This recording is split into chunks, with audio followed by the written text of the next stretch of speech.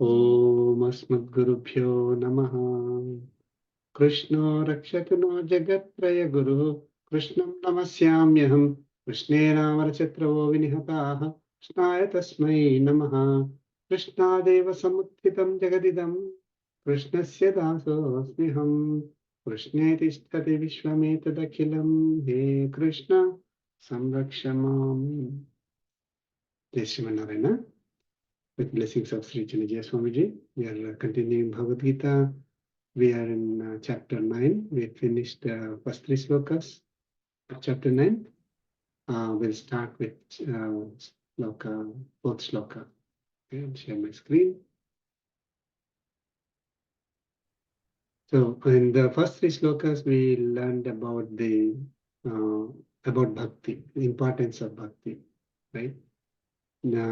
So now we are going to learn about the object of the bhakti, that is what the bhakti is about, or bhakti shows to us, that is Paramatma, will reveal Paramatma to us, right? So who is Paramatma? Who is God? We have some idea, here and there, Paramatma, Lord Krishna mentioned about God earlier. Now we will again go through that in detail. Who is he, what does he do, and all that, right? Is he someone who is sitting out there in the clouds and then looking at everybody and deciding whom to punish, whom to reward, right? Just because they are praying to me and not praying to me, is that the one, that Paramatma does? Does Paramatma do anything more, less? What does he do? And all that we'll learn more about Paramatma. So start with sloka 4.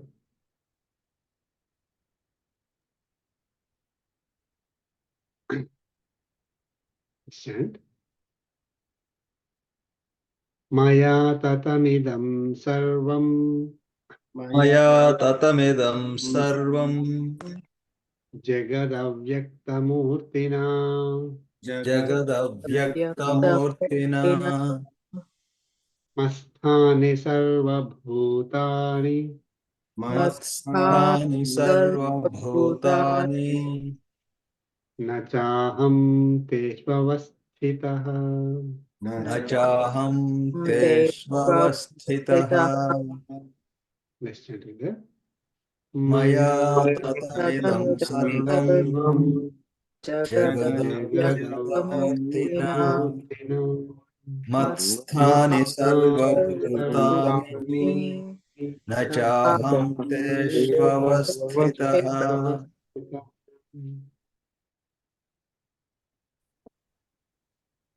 Lord Krishna is continuing. So now, as I said, we are going to start learning about the greatness of the object of bhakti, what bhakti will reveal to us. Greatness of God, greatness of Paramatma. Who is he and what is his greatness, right? So Lord Krishna is explaining, Idam Sarvam Jagat, this entire universe. Maya Tatam is pervaded by me. Idam Sarvam Jagat, Maya Tatam. Maya Tatam Idam Sarvam.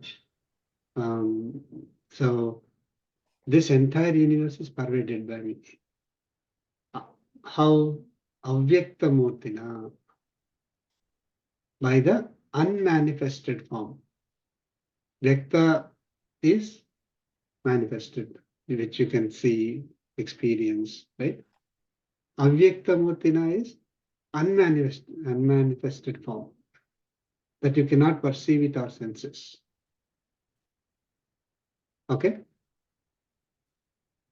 Sarva Bhutani Masthani. Very simple. Sarva Bhutani, all beings, Masthani, exist in me. Okay? They all exist in me. They all survive in me. I am their internal ruler, controller. Okay? They all exist in me. Aham teshu na avasthitaha.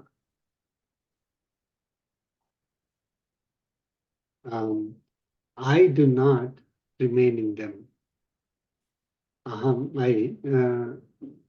teshu na avasthitaha. I do not remain in them. Right? So I'm pervading all beings in this universe. He said first. Maya tatamidam sarvam jagat. Okay? How Avyakta Mutina. They all exist in me, right? But he's saying, I do not remain in them. So it is like little confusing, right? What is that? So I do not depend on them for my existence. See, the typically when we say, okay, somebody, like say water is existing in a pot. Okay, for water to exist, pot is required. If there is no pot, the water will flow, right? So water, existence of water is dependent on the pot. So pot is the one that is enclosing and giving some kind of a boundary, and then a form or shape, and for the water to exist. If pot is not there, the water will not be able to exist in that form, right? So water has a dependency on the pot. Okay. Paramatma is not like that. Even though he is existing within all beings, his existence is not dependent on those. He will not vanish if the if those whatever forms he is pervading, those forms are gone. You may think, oh, he is there in, let us say, a particular body. What happens if if the body is destroyed? Is Paramatma in the body destroyed?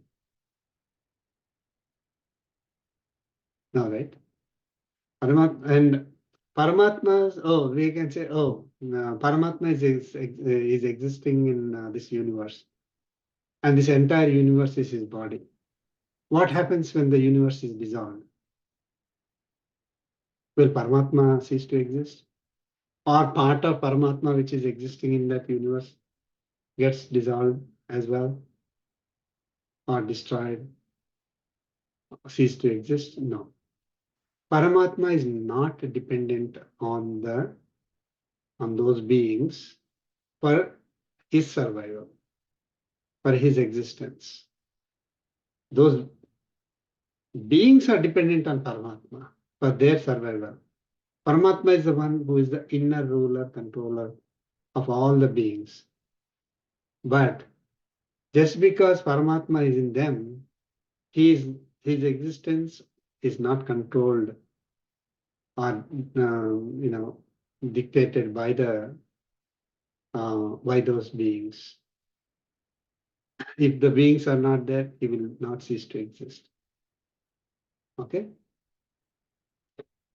It is so. For example, if again taking the example of water in a pot, if pot is broken, the water simply flows out, right? Now, water is staying in that pot because of the boundaries created by the pot. Paramatma is in the bodies not because these bodies are trying to contain him, like providing him that space for him. And imagine like water in a pot, right? He is existing in these bodies out of his own free will. It is not that these bodies are determining, hey, you have to stay in, and like that. It is not. Paramatma is not dependent on these beings. He is staying within these beings out of his own sankalpa. So when he says that na aham na avastitaha, doesn't mean that you are not existing in them. You are existing, you are pervading, I mean the Paramatma is pervading in those bodies, but the existence or survival of Paramatma is not dependent on those beings. Okay, got it?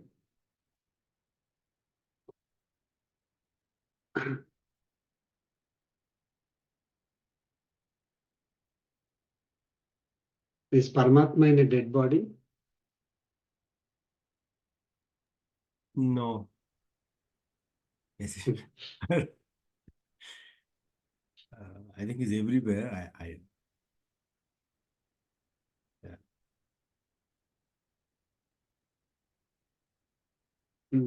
It's a tricky question, right? In If a way, Paramatma is not in dead body, then how can you say I'm pervading all beings? There are dead bodies in this universe. I mean, from the Charachara Jagat perspective, he does exist, right? Because even though the body is Acharam, and it's as good as Acharam once the soul leaves the body. But that's a manifestation of Paramatma. Actually, he doesn't exist, you can say. The Chaitanya. Anyone else? Any opinion? Paramatma is in dead body or not?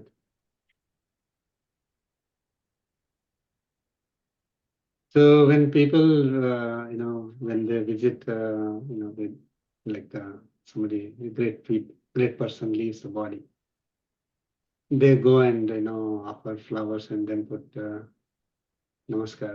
Like the Atma is not there definitely, and the body is just is what is it? There's nothing in that. I mean, body is not having any knowledge, right? It's achetana, okay, and achit. So why people are offering respects to the dead body?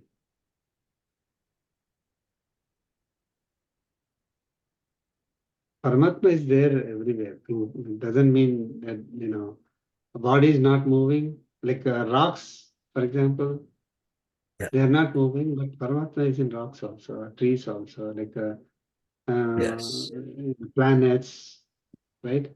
Yes, yes. So Paramatma is in every atom of this universe.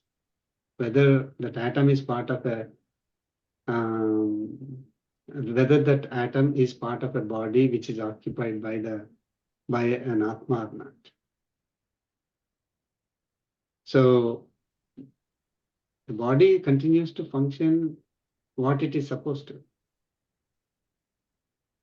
Like it will have the body is made of material. Once Atma leaves, right?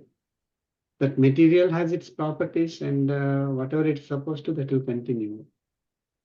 Unless Paramatma is there, that cannot even sustain. It cannot continue. Paramatma is there everywhere, no matter whether. So the only thing that is leaving a dead body, body, is Atma. The primary Atma of that, whichever was staying in that body, is the one that is leaving. Then there are secondary Atmas and Paramatma in the dead body also. Right? But that body will not function as that person anymore. It will not have any knowledge of that person that left. If you are thinking that Atma as a person, right? So you can still utilize the heart, liver, and other material in the body, eyes, and they will not remember. Oh, I was part of that person X. that knowledge was with the Atma and that left. Now that material is just a material.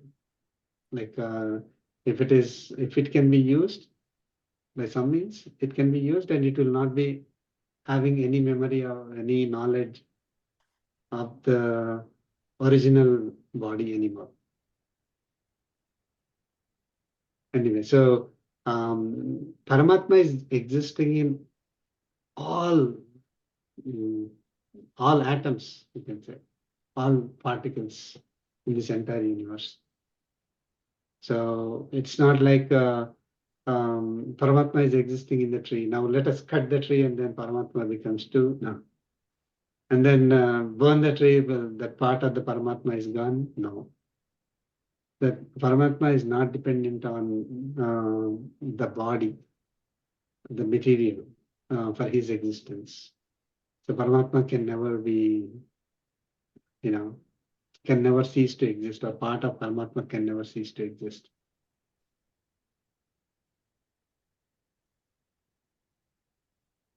So whatever, let us say, a tree is burned, it becomes ash. Paramatma is there in the ash also, or it becomes something vaporized. Paramatma is in there in that vapor.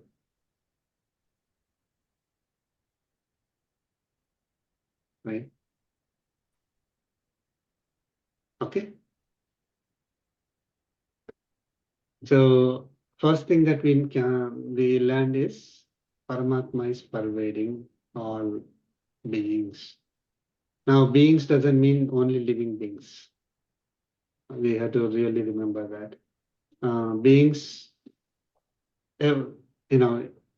every atom basically beings are of 4 types, right? Chaturvarnyam Maya system. So Deva, Manusha, Tiryak, Sthavara. Deva is the Devatas, or the divine entities. Manusha is human beings. Tiryak is all animals, birds, insects. Sthavara is anything that is not moving. Okay, so he's all beings can be split into these 4. Right? There's nothing that is beyond these 4 in this entire universe. So Paramatma is there in all those beings. I'm pervading all these beings. So he's pervading as Atma in all these beings. So this entire, this all set of beings becomes his body. That is, entire universe is his body. Right? Just like this is our body. Atma is pervading this entire body.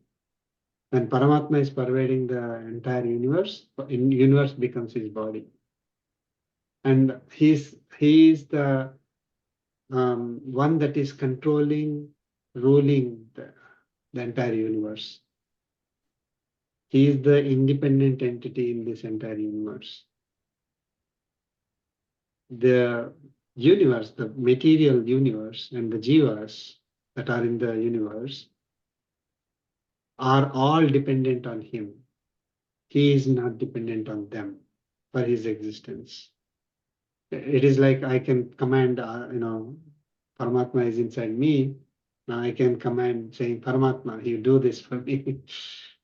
It's not, it doesn't work that way, because just because he's staying in me, I cannot just command him, right? So, or threaten him. I cannot do anything to him. He's independent of me. But he stays in all, he's pervading in all out of his own free will and controlling, supporting all these beings. Okay. That is Shloka 4. We'll want to Shloka.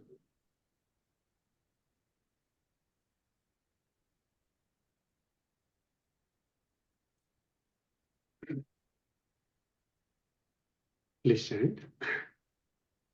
Nachamastani bhutani न च न च मत्स्थानि भूतानि न च pasya me yogamayeswaram. पश्य मे योगमैश्वरम् Bhuta bhrunna cha bhutastho भूतभृन्न च भूतस्थो mamatma bhuta bhavanah. ममात्मा भूतभावनः nacha masthani न च मत्स्थानि Bhutani भूतानि bhutani पश्य मे Pasya me yogam योगमैश्वरम् eswaram Bhuta भूतभव्य च Bhuta Bharat Bharata Bhutastha Mama मम Atma आत्मा Bhuta Bhavana.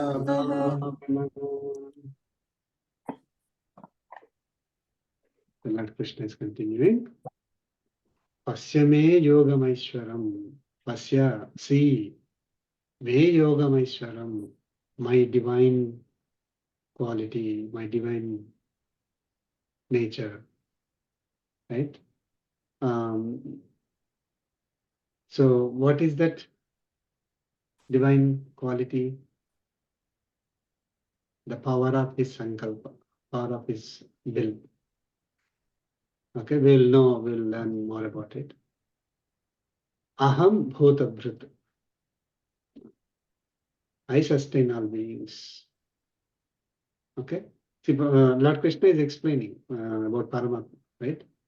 Paramatma is the one who is pervading all beings, is independent, and all beings are dependent on him. And he's saying that I sustain all beings. I'm the one who is supporting, making sure that they survive. So all beings are survived because of me. Namasthani bhutani. Not having the beings abide in me, bhutastaha na bhutastaha. Okay, nacha bhutastaha, nacha masthani bhutani. It's very confusing little bit. Okay, so na masthani bhutani is not having the beings abide in me. Say, I am sustaining all beings, not having the beings abide in me. Na bhutastaha, and not by dwelling in all beings. Okay, so we typically think that, oh, Paramatma has to be there in, in us and sustain us with his presence, right? Typically, that's what, if we have to survive means he has to do some work. Like, if our family has to survive, what we need to do, we have to work. Right? We have to work and get money and then make for the survival of the family, right? For the survival of body, we have to eat. We have to do something, right? Ourselves. Now, so here there are two things. All beings are abiding in him, and he is pervading all beings. Are the beings survived because he is pervading all beings and all beings are abiding in him? No. That is the beauty. Okay.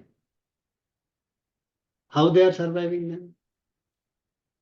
How he is upholding? How he is, lifting or is making this entire universe sustain? Mama Atma Bhuta Bhavanaha. My mind.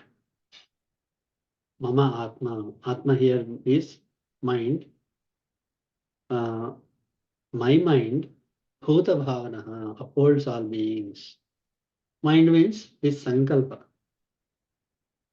So his wish or his will is the one that makes this entire universe survive or sustain.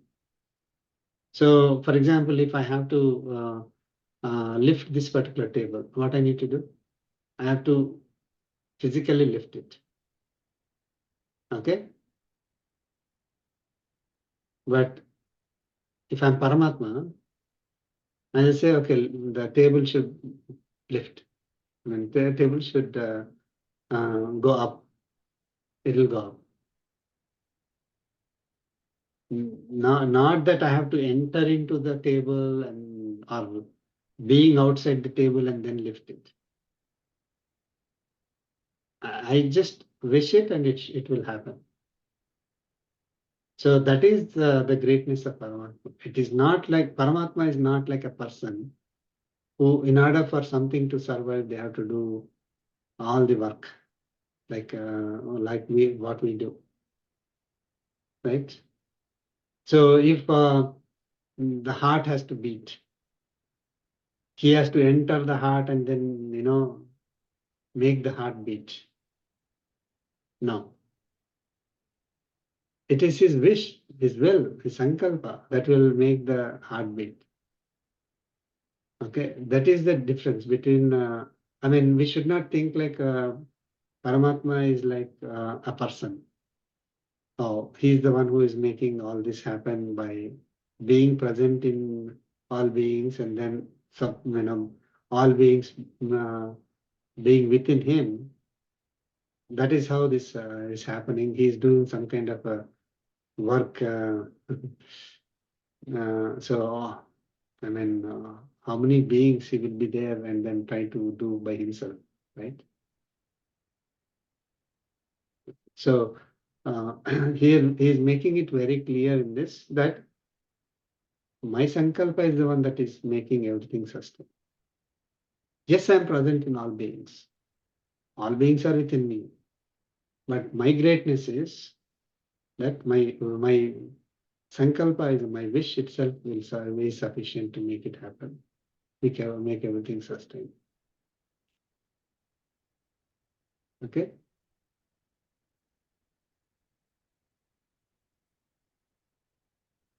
So we shouldn't be thinking that in order for one good example is Lord Krishna, when he was a little boy, he lifted Govardhana mountain, right? So we think, oh, he's so, I mean, physically lifting it with his little finger. He must be so powerful, right? He's even much more powerful than that. He just wished that it will lift, it will go up, and then he just put his finger under that. That's it. Just because even doesn't have to do it. That's what Acharyas say. I mean, he doesn't have to even try to show that he's lifting, but people will be so scared if something is the hill is being lifted like that and by itself, and people have to go under, they'll be so scared that when will it fall down if nobody is lifting it. So it's like putting for like 4 small pillars. If you just put, people may think, oh, these pillars are so great, that's why it is sustained. But it's not that it's not that Lord Krishna is lifting it physically with his little finger. He's just wished it happens. Okay. So that is his power of his will. Okay.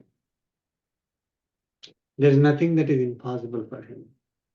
That much, I mean, that is the power that we can see. There is no limit. If somebody has to, I mean, if let us say I have to go to, let's say, someplace, right? If I have to physically go, I need to have money, I have to buy tickets, right? I have to actually travel. So there's a limitation. I may not have money, and it takes time, all that. But if I have the power to just wish, then, and if I'm in that location, there's no limit, right? I can wish anything that I want, right? And especially if I am independent, there's no one even trying to control my wishes. So Paramatma is the one who is independent, and Paramatma is not limited by all these beings that he is present in. He doesn't need he doesn't need somebody to actually do something for him. Right? So if he wants, he can lift the Govardhana mountain by himself with his wish only, or he will create an illusion that somebody may be lifting. Right? Him, doesn't mean that that person is actually have the power to lift. Right? So he may give he may wish that, okay, this person is given the ability to do certain activity on his behalf. It will happen. It is not that the person actually is possessing that quality by himself. Right? It is the wish of Paramatma which made that person get that quality, which made that activity happen. Okay.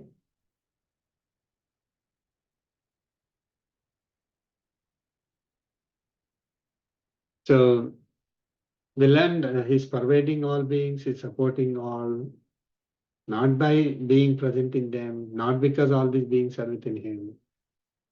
It is his will that is surviving this entire universe. Sankalpa is surviving or upholding this entire universe. Okay, move on to the next sloka.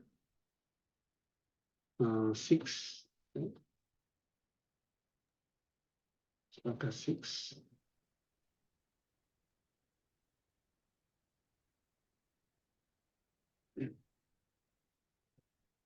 Please chant. यथाकाशस्थितो नित्यं यथाकाशस्थितो यथाकाशस्थितो वायुः सर्वत्र गो महान् वायुः सर्वत्र सर्वत्र महान् तथा सर्वाणि भूतानि तथा सर्वाणि भूतानि मत्स्थानीत्युपधारय मत्स्थानीति उपधारय Let's chant together. यथा आकाशस्थितो नित्यम् वायुः सर्वत्र महान् तथा तथा सर्वाणि सर्वाणि भूतानि मत्स्थानि मत्स्थानि इति उपधारय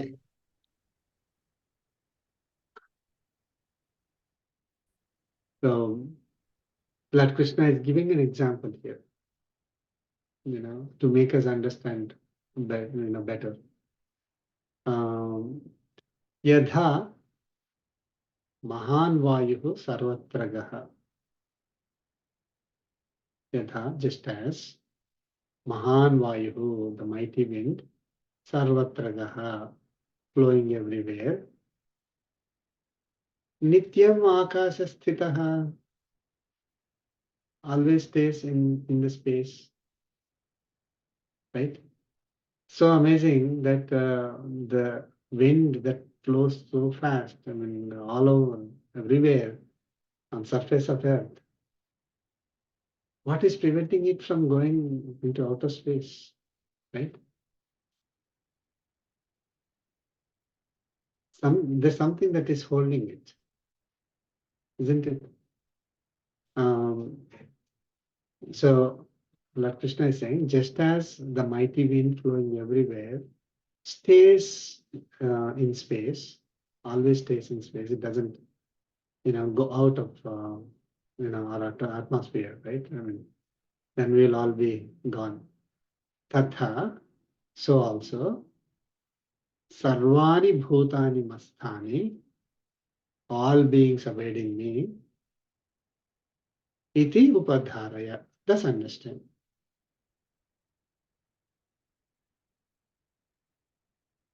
Okay, so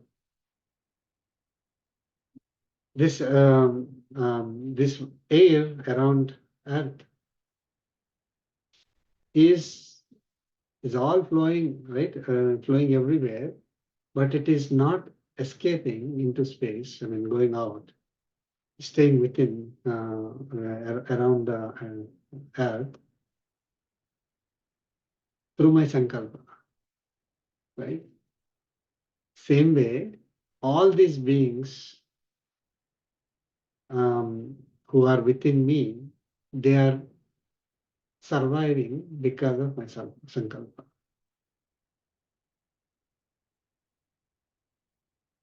Okay. Now, does the wind have knowledge that, oh, I should not be escaping. I should be only here. Does the wind have knowledge? No, right? So the wind by itself does not have that knowledge.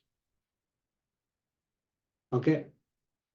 Does the space, outer space, have knowledge to say, tell wind, hey, don't come out. You stay there only. Okay. It doesn't. Right? So, but they stay as is, and the wind is around Earth. Okay, the air is around Earth, and space, it's not going into outer space. Even though both of them don't have the knowledge. Okay, so it is through his will, this entire, this air is surrounding Earth. Even though the air is flowing, but the property of flowing air is not translated to air flowing into the outer space. Something is protecting the air within that around Earth. Okay. Same way now we can say planets, all planets. Do the planets have the knowledge to rotate? In the exactly like how they are rotating? No. The sun have knowledge to keep the planets within that? No. Right? Still the planets are rotating around the sun. Now, the sun is giving light to us. Does the sun have knowledge to give the light to us by itself? No. We are surviving, because we are able to breathe air, heart is beating, we are able to eat, drink water, and all the the energy is coming from our water and food and everything that we take, and the air that we breathe in. Do we have knowledge on how to digest food, how to make our heart beat? No. We do not have any knowledge of the things that we take it for granted. If you have knowledge on how to make our heart beat, when let us say heart is trying to stop, then I'll say, hey, don't stop, or when we are not able to breathe for some reason, we'll say, hey, we should be able to breathe, let me breathe. So then no one would be leaving. So it is, we do not, none of this, like the bodies don't have that knowledge of those functions. The matter does not have the knowledge, right? But all seems to function in a perfect way, right? It's all because of my sankalpa, I say. Okay?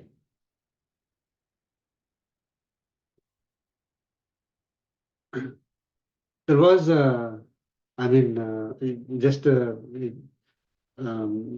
just because we have, it came up. So gravity, force of gravity, people thought Earth, okay, has gravity. That means any object near Earth, the Earth will be pulling that object, right? all of us learned Newton's laws. So when an apple falls from a tree, apple, it's falling onto earth, surface of earth, because earth is pulling it, right? So anything that comes closer, earth is pulling. So earth has a property of attracting. So any mass has a property of attracting. So then later, Einstein revealed that Earth has no such property. It is the space around Earth that is curved. That's why everything is falling.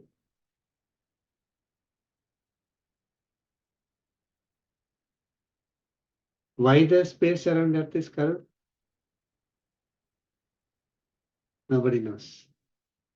This is what, if we are able to relate to whatever little we know of science, right? It is not against the principles that are given here. See, Earth does not have the quality of attracting. Sun does not have the quality of making every planet rotate around it. But because the space is bent in such a way that all these planets are, just rotating around sun, right?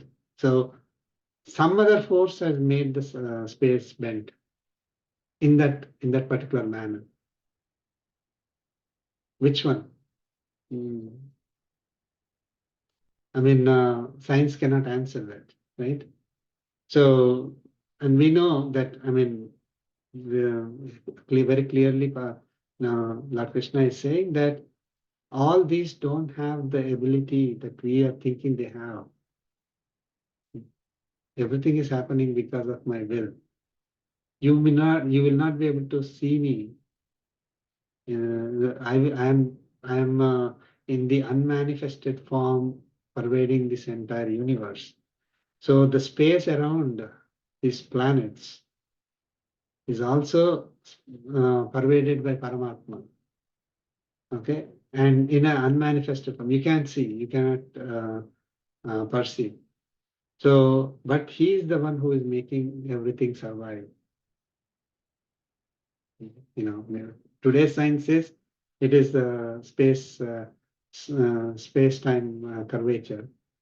So tomorrow somebody may come up with some other theory, but it is outside the boundaries of the Earth, that are outside the boundaries of Sun, that is determining, how everything is functioning in the solar system, right? They came up with the theory called super particle, right? That's the Yeah.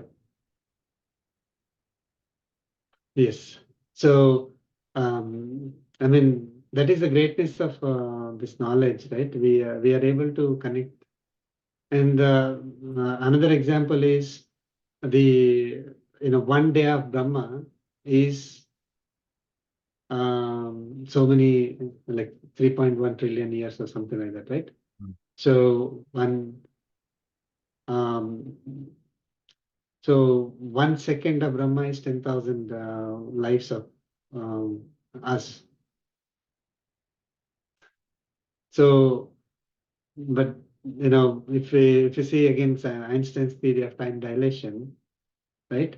Time on Earth goes faster than the time that is, if you go far away from Earth, the time is going slower, right? So Interstellar, movie concept was taken. It is straight away given here, like Brahma's day equivalent to so many millions of years for us, right? So if let us say somebody goes to Brahmaloka, right, then and comes back, so many millions of years would have passed.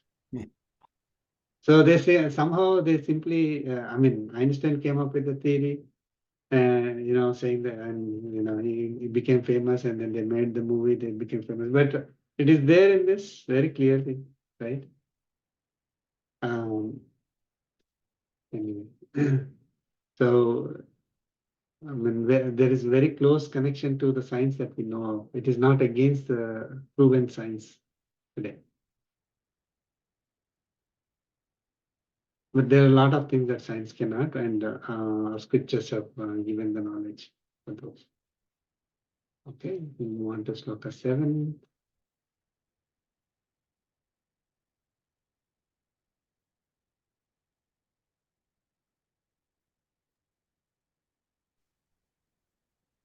Please chant. Sarvabhutani Kaunteya Sarvabhutani Kaunteya Prakritim Yanti Mamikam Prakritim Yanti Mamikam Kalpakshaye Punastani Kalpakshaye punastani Kalpadau Visrujamyaham. kalpadau Kalpadau visrujamyaham Visrujamyaham Let's chant together. sarvabhutani Sarvabhutani kaunteya Kaunteya prakritim Prakritim yanti Yanti mamikam Mamikam kalpakshaye Kalpakshaye punastani Punastani kalpadau Kalpadau visrujamyaham. Visrujami Aham. Okay. So God is pervading all beings. They are all surviving because of His will. And the Lord Krishna is continuing here. Ekantaya Arjuna. Sarva Bhutani Yanti Mamikam Prakritim. Sarva Bhutani, all beings. Yanti, enter. Mamikam Prakritim, my nature. When Kalpakshaye, at the end of Kalpa.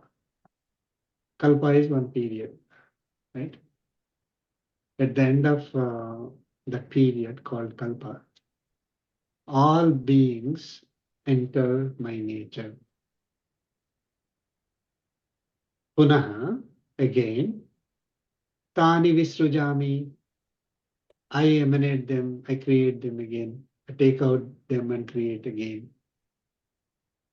When Kalpadau, at the beginning of the Kalpa.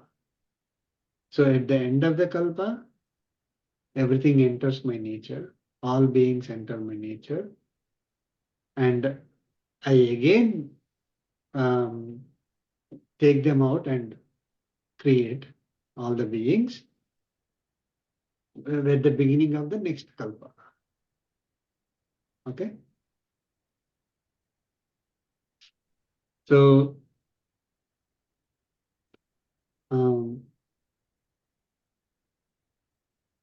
right? So here he is talking about the dissolution and creation.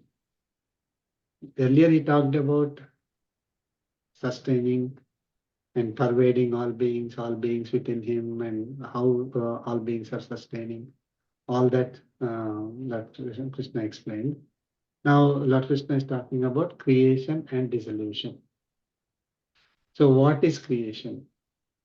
So first he talked about dissolution. So all beings enter my nature at the end of Kalpa. So he didn't say that all beings attain me, right? If he said all beings attain me, then we say at the end of the Kalpa, everybody gets liberation. He didn't say that. He said, all beings enter my nature. Okay? That what is his nature? That nature of Tamas nature. The nature in which all this material is in him, but you cannot recognize the material as earth, water, fire, air, and space, like that. You cannot see as distinct entities. See, when earlier Lord Krishna mentioned, right? His eightfold nature, Prakriti, material nature is eightfold, he said. That is my lower Prakriti. Higher Prakriti is Jivas. So when at the end of the kalpa, the entire material nature goes back into him, into that nature, which you cannot separate them out as individual, elements, the eightfold elements. You cannot distinguish. Okay, it goes back into him, and at the beginning of the next kalpa, all these, the material is taken out, all the jivas are taken out, and the creation starts again. Now we can differentiate, oh, this is fire, this is air, earth, water, fire, air, and space. We are able to distinguish them, and the jivas are placed in that material. So now we can call them as beings, the Chaturvarni, right? 4 sets of beings are created at the beginning of the next kalpa, right? So we learned that one day of Brahma, right? Brahma is the one who is doing the creation at the beginning of the day, and the entire material nature goes back into him. Brahma is just an instrument, right? It is not that Brahma is independent and then doing by himself. So it is Paramatma who is giving the ability to Brahma to do all this creation. And Paramatma is the one who is giving this material nature to Brahma too. So the material is given to Brahma to start the creation. And Jivatmas are also given to Brahma to, give, to create all beings. So at the beginning of the day of Brahma, that is the beginning of the Kalpa, all the material is taken out and the beings are created. Okay, not the Atmas, not the material. Material is not created or not destroyed. Atmas are neither created nor destroyed. It is the material which was in like a form that you cannot distinguish as 8 individual elements. That that Prakriti, which was indistinguishable, is taken out. Then you separate them out, mix them in different proportions, and then place the Atmas into them, and then they become all these bodies, right? All the beings in this universe. So that is how the creation starts at the beginning of the day. And during the day, this entire birth and death cycle of all these beings will be there. And then at the end of the day, at the end of that one kalpa, which is 1000 Chaturyugas, right? Each Chaturyuga is 4.2 million years. So at the end of 4.2 billion, 4.3 million? 4.3, yeah, 4.32. Yeah, 4.32 billion years is one Chaturyuga. No, 4.32 million years is one Chaturyuga, and 1000 Chaturyugas is one Kalpa. So 4.32 billion years, then the entire material nature and all the Jivatmas go back. So that is the dissolution that is happening. Okay. Lord Krishna explained that I am the one, doing the creation and dissolution. Okay.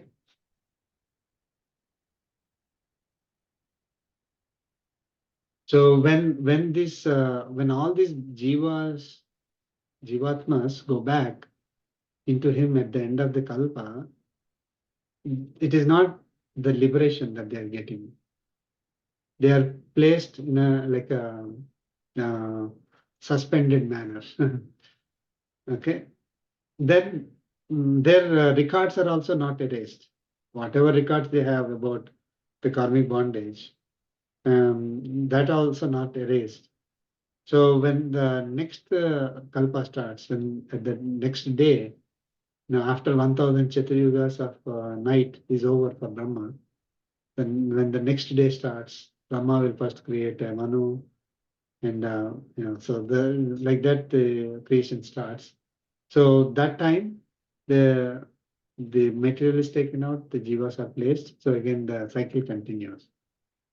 They are only in a suspended state, not in a liberation state. Okay.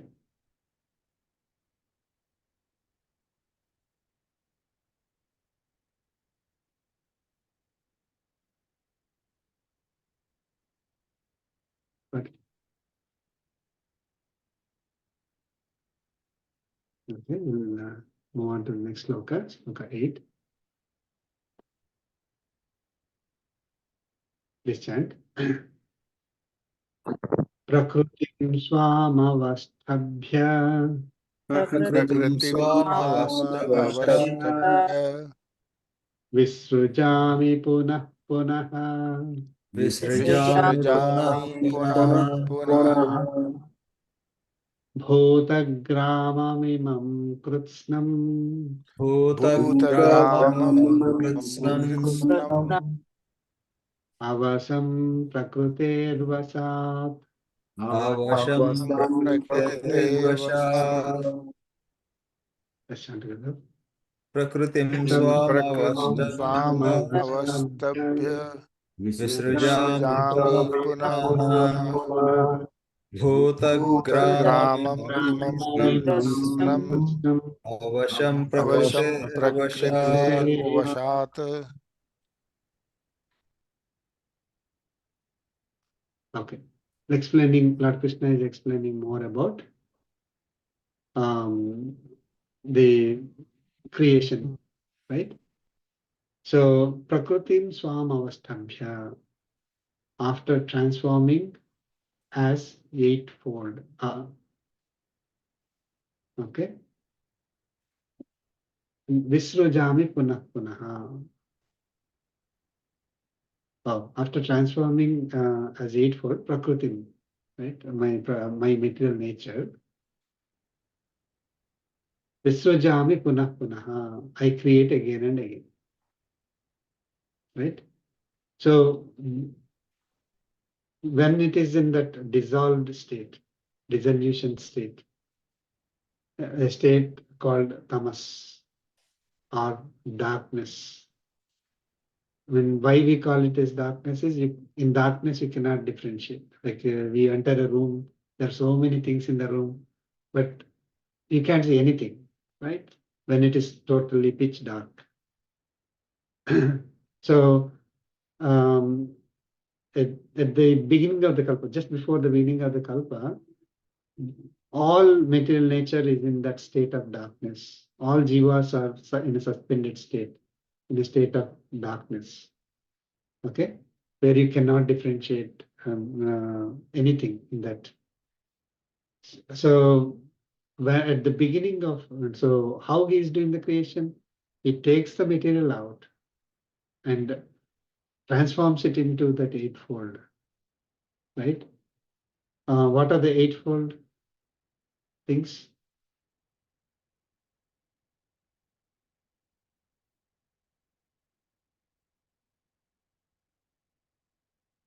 Anyone remember?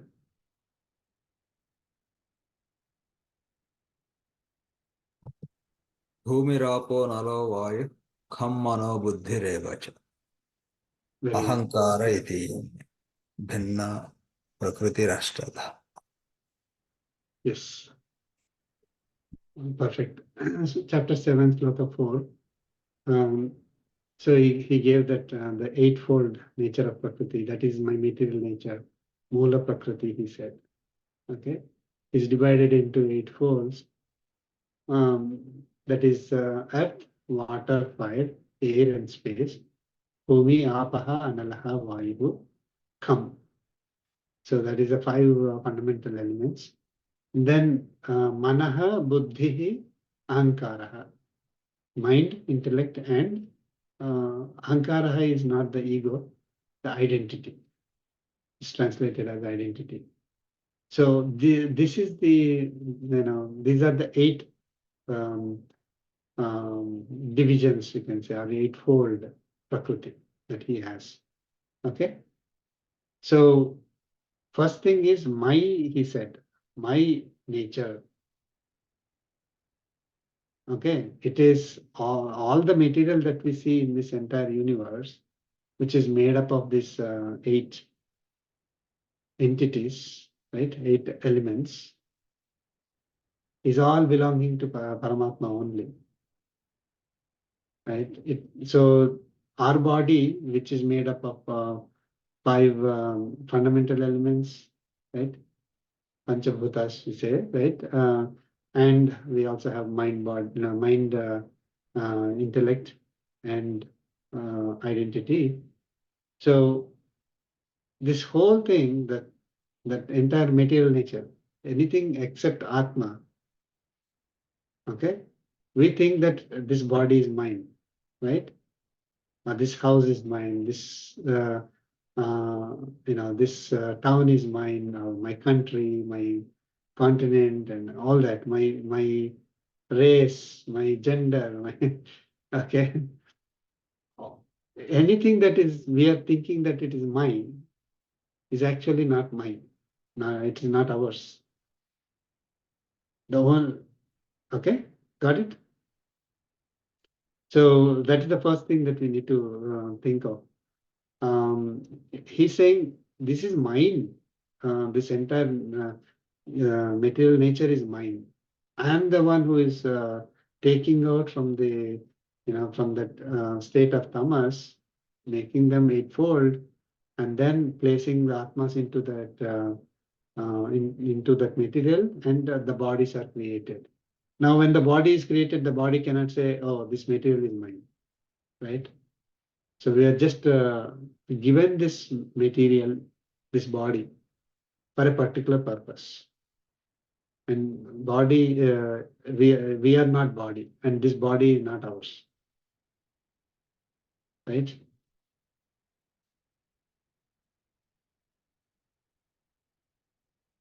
Some of the things are very, and I mean, we always, we think, oh, first of all, I is associated with the body, okay? And then second is, we say my body, this is, I own this body.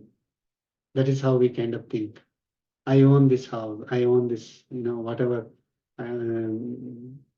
Yes, from a legal point of view, maybe yes. But spiritually, none of this belongs to us. Okay.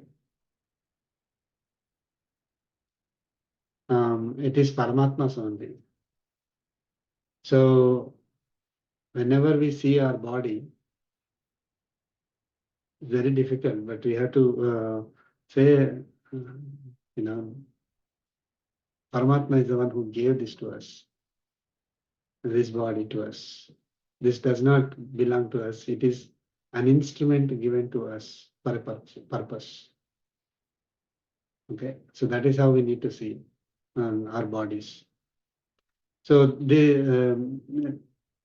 Lord Krishna is saying, so after transforming my material nature into this eightfold, I create all these beings again and again.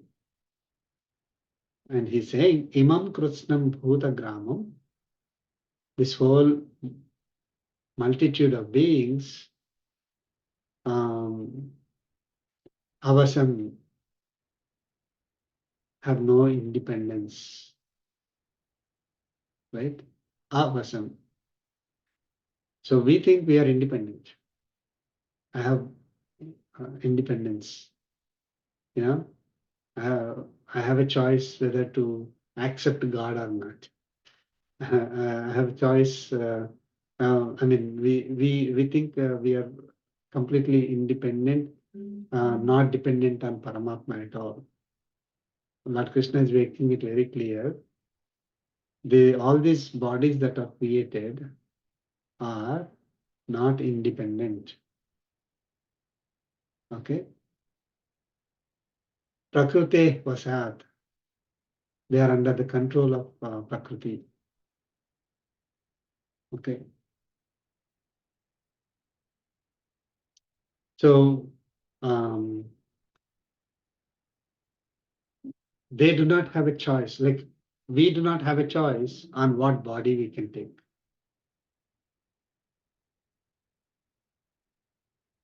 Okay? All these bodies are under his control, under the control of his material nature.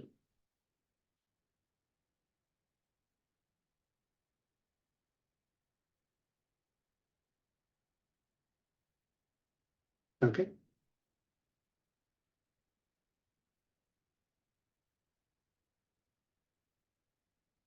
So we learned that he is the creator, and all this material nature belongs to him. We have no, I mean, all these beings that are created have no independence. They are all dependent on Paramatma. Okay? He is the one who controls Prakriti. We are all under his control.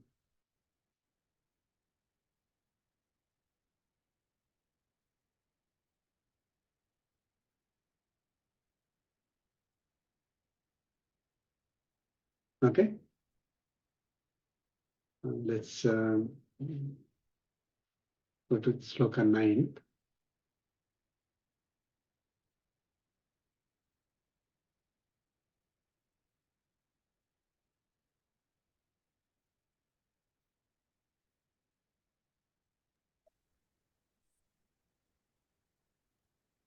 Listen. Nacha mam tani karmani. न च न च मां तानि कर्माणि Nibadhanti dhananjaya. निबध्नन्ति निबध्नन्ति Dhananjay Dhananjay Udasinavadasinam. Udasinavadasinam उदासीनवदासीनं Asaktam teshu karmasu. asaktam तं teshu तेषु karmasu कर्मसु Chant together.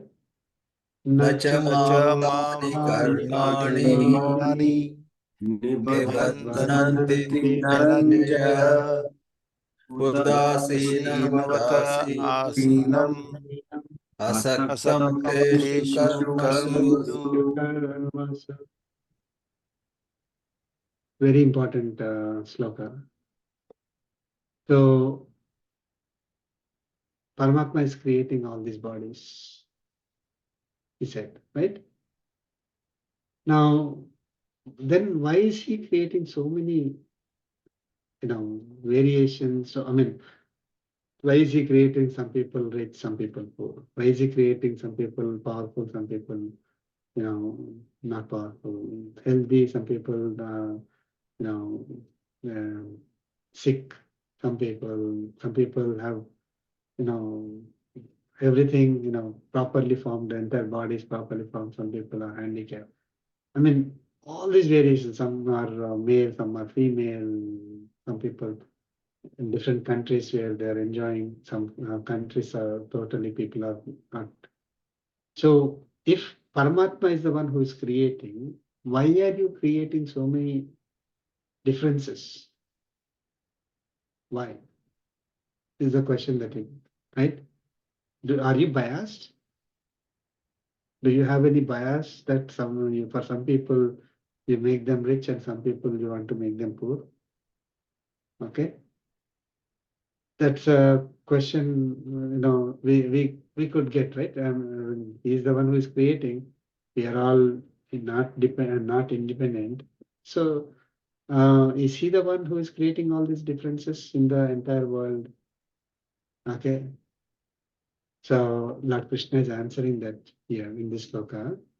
Hey Dhananjaya, O Arjuna, Tani karmani, those actions, Mam na nibadhanti, never bind me.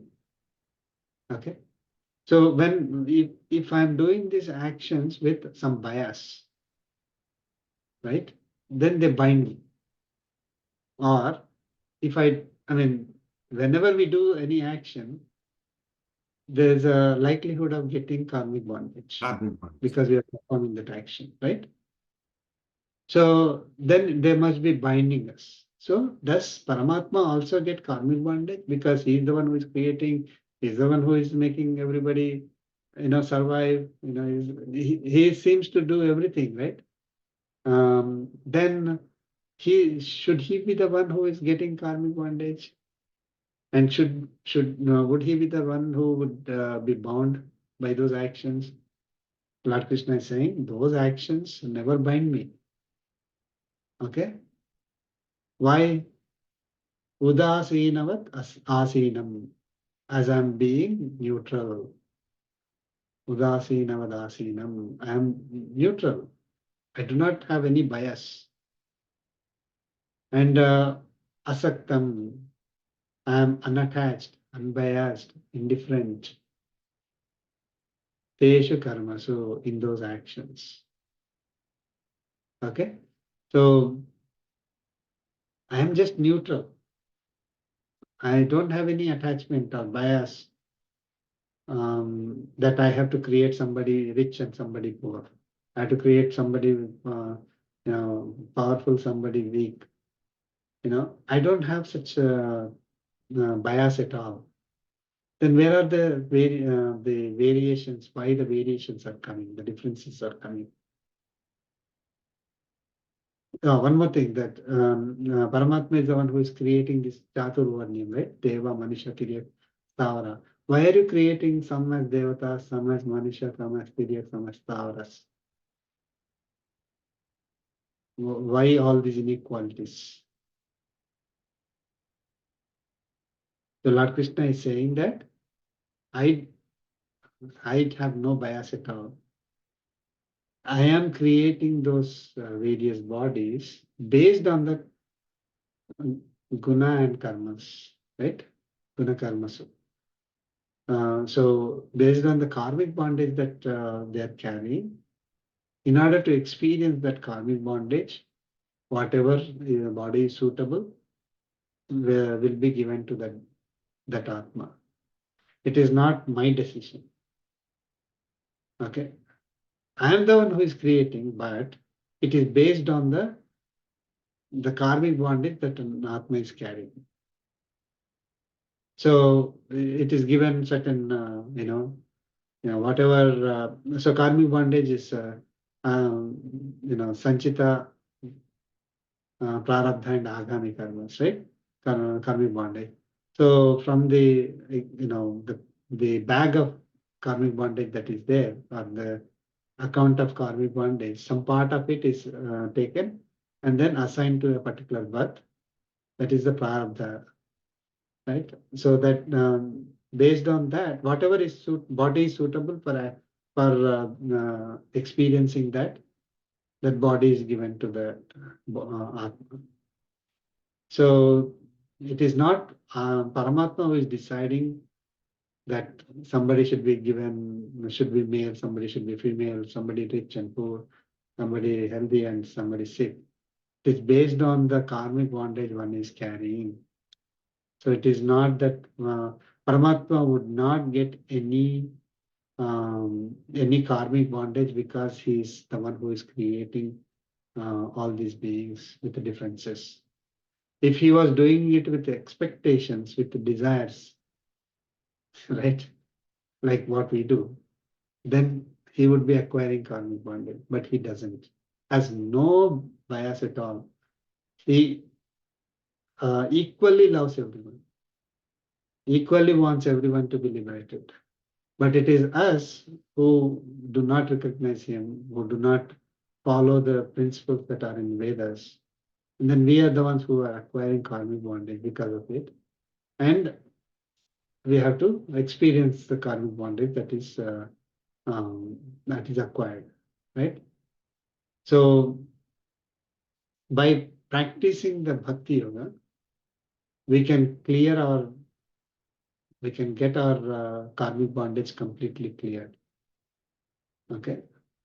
I mean, once we surrender to Paramatma and love him with the devotion, worship him with the devotion, with pure devotion, then Paramatma can clear our entire karmic bondage. Okay. So Right? So Paramatma is clearly saying, Lord Krishna is saying that all these actions that we talked about, creation, sustaining, especially the creation with all the differences, inequalities that are between all these bodies, they do not bind him. He is always unbiased, unattached, indifferent to those activities. What the result is, right? So he will not cry that somebody is, is given a insect form, and the insect has to go through so much trouble. He will not try to change it, right? Oh, I don't want the insect to go through. Let me change it to a human being. So there is no bias, or we will say, oh, this person should be punished, so I'm going to give him a different different birth, not as a human being, even though the karmic bondage and the guna and karmas indicate that the person has to get a human form. Paramatma does not change how an Atma takes a particular body. Okay.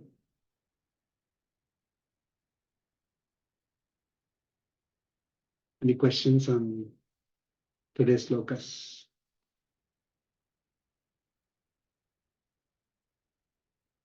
Very methodically, Paramatma is telling about the greatness, right? I mean, who is God? If somebody says, all the answers are given here very clearly. It's not that God is the one whose only duty seems to be that, on a judgment day, just give the punishment. Those people who did not follow.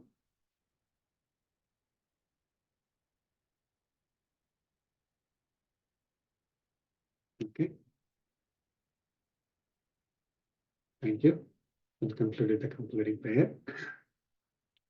कायेन वाचा मनसेन्द्रियैर्वा बुद्ध्यात्मना वा प्रकृते स्वभावात् करोमि यद्यत् सकलं परस्मै नारायणायेति समर्पयामि श्रीमन्नारायणायेति समर्पयामि सर्वं श्रीकृष्णार्पणमस्तु ओम अस्मद्गुरुभ्यो नमः जय श्री Jai जय Shriman. Shri Thank thank you you. Jai Shri Narayana. Have a जय Shubh. श्री नारायण जय श्री नारायण